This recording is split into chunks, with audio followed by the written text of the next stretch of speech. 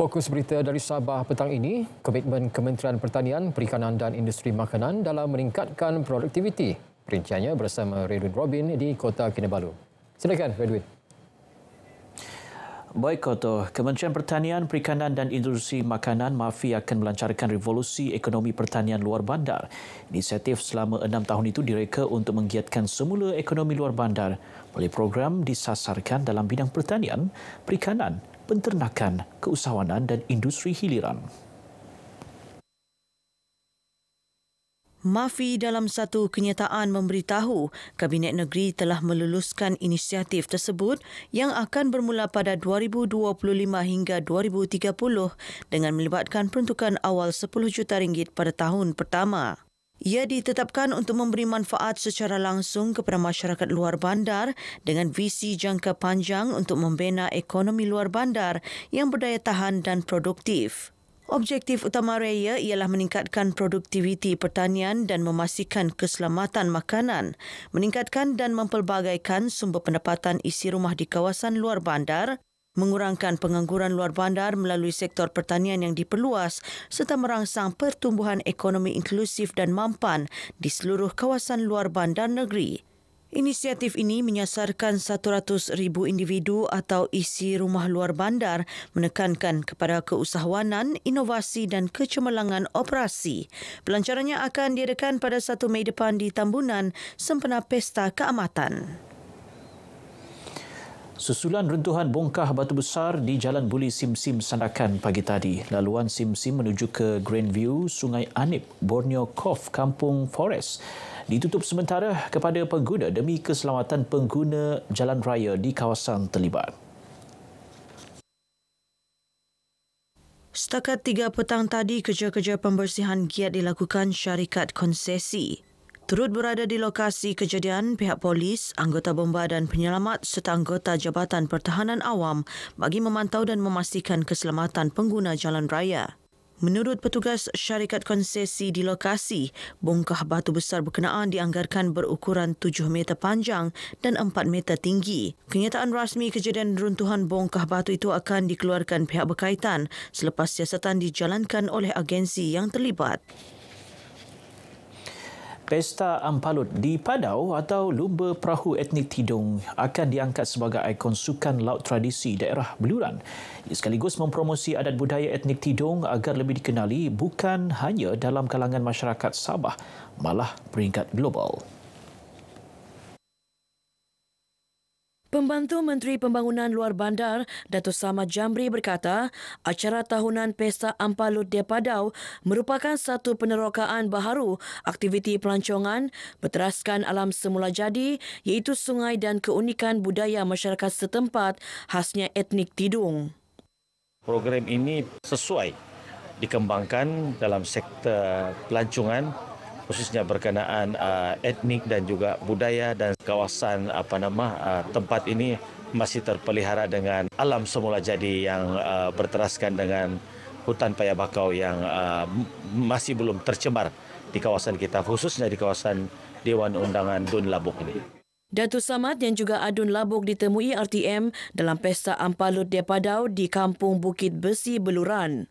Sementara itu, pengerusi penganjur pesta berkenaan, Ramadan Langian berkata, pesta ini mendapat sambutan menggalakkan dengan peningkatan penyertaan peserta wanita berbanding hanya dimonopoli kaum lelaki sebelum ini. Dari segi sambutan melebihi daripada sasaran lah. Sambutan yang sangat baguslah dan menggalakkan. Sekiranya Ampalut di Padau ini diteruskan untuk sukan tahunan di Kampung Bukit Besi ini. 22 peserta termasuk wanita dari 5 buah kampung iaitu Kampung Bukit Besi, Kampung Air, Lubuk Lidung, Kampung Seri Menanti dan Kampung Kelagan Jaya menyertai pertandingan ini. Pemenang bagi setiap kategori akan menerima hadiah utama berupa sebuah enjin sangkut. Pesta Ampalut di Padau ini turut diserikan dengan majlis rumah terbuka Hari Raya yang diisi dengan makanan sekampung dan pemberian duit raya kepada kanak-kanak yang hadir. Majlis Rumah Terbuka Hari Raya Parlimen Beaufort berkonsepkan kekeluargaan, perpaduan dan kesamarataan mencerminkan semangat Malaysia Madani. Kehadiran pelbagai lapisan masyarakat tanpa mengira bangsa dan agama yang hadir memeriahkan majlis itu menunjukkan semangat perpaduan yang kukuh.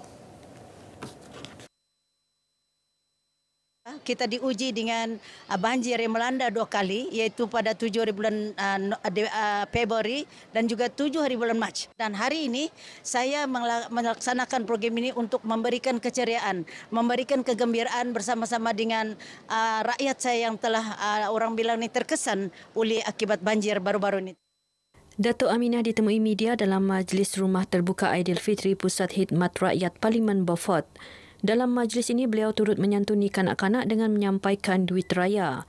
Sepanjang bulan Ramadan lalu, 4,000 bakul makanan disumbangkan kepada mangsa banjir, manakala baki 300 bakul makanan akan diagihkan kepada mangsa selepas sambutan Hari Raya. Datuk Aminah berharap ia dapat membantu meringankan beban dan mengeratkan hubungan silaturahim pelbagai lapisan masyarakat terutama semasa menyambut keberkatan Ramadan dan kemenangan Aidilfitri. Lebih 3,000 hadir memeriahkan majlis ini terdiri pemimpin tempatan, wakil kerajaan dan masyarakat setempat. Lebih 50 unit darah berjaya dikumpul sepanjang 2 hari pelaksanaan kempen derma darah bergerak anjuran Hospital Queen Elizabeth II. Ini membuktikan keprihatinan dan kesedaran penderma terhadap keperluan menderma darah semakin meningkat. Para penderma yang ditemui RTM berkata, selain membantu menambah keperluan darah di hospital, amalan menderma darah juga dapat mengekalkan tahap kesihatan yang optimum. Kerana kebanyakan hospital sekarang kan kekurangan itu darah, jadi datanglah kalau ada masa saya datang. Setiap tahun mungkin 1-2 kali, 1 kali lah sekurang-kurangnya. Kawan saya masuk hospital kerana kekurangan darah, perlukan darah yang banyak, jadi kami datang untuk membantulah menderma darah. Terus walaupun mungkin tag darah tidak sama, tapi sekurang-kurangnya boleh bantulah. Kalau teman darah 50 kali sudah kan, ada itu free first class punya hospital itu pelik pak. Kalau 50 ke atas lah, 50 kali ke atas. Harap banyak orang sikit pergi demam darah lah. Sebab banyak orang tidak perhati betul. Tapi saya sihat, okeylah tu. Kita cuba bantulah kepada sesiapa yang ingin memerlukan sumbangan darah sebab sekarang ni ramai yang kurang kesedaran tentang derma darah. Jadi kita cuba bantu mana yang boleh lah. Saya harap program ini diteruskan dan sekiranya ada kempen yang boleh beri kesedaran tentang kepentingan menderma ni, saya galakkanlah. Menurut infografi Kementerian Kesihatan KKM, kebaikan menderma darah antaranya dapat memelihara kesihatan kardiovaskular, membakar kalori dan meningkatkan tahap kepekaan. Baik, sekian perkongsian berita dari negeri di Bawah Bayu untuk petang ini. Kembali bersama dengan Otto untuk lebih banyak perkembangan semasa dalam negara. Dari sungai hingga segara, Palestin pasti merdeka. Baik, terima kasih Redwin langsung dari Sabah.